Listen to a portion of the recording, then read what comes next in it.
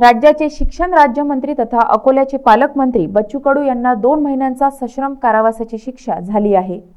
चांदूर बाजार प्रथम वर्ग न्यायालयाने हा निकाल दिल्यानंतर संपूर्ण महाराष्ट्रात खळबळ उडाली। सन 2014च्या विधानसभा निवडणुकीत प्रतिज्ञापत्रामध्ये बच्चू कडू यांनी मुंबईतील फ्लॅटची माहिती लपवल्याचा त्यांच्यावर ठपका ठेवण्यात आला।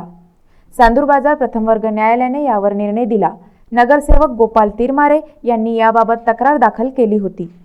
त्या तक्रारीमध्ये 2014च्या विधानसभा निवडणुकीत बच्चू कडू यांनी निवडणूक आयोगाला माहिती देताना प्रतिज्ञापत्रात सदर संपत्तीची माहिती दडवल्याचा आरोप केला होता।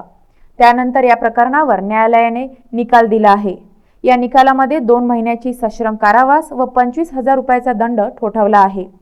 बच्चू कडू यांचा जामीन न्यायालयाने मंजूर केला असून त्यांना अपील करण्यासाठी 30 दिवसांची मुदत न्यायालयाने दिल्याची माहिती प्राप्त झाली आहे।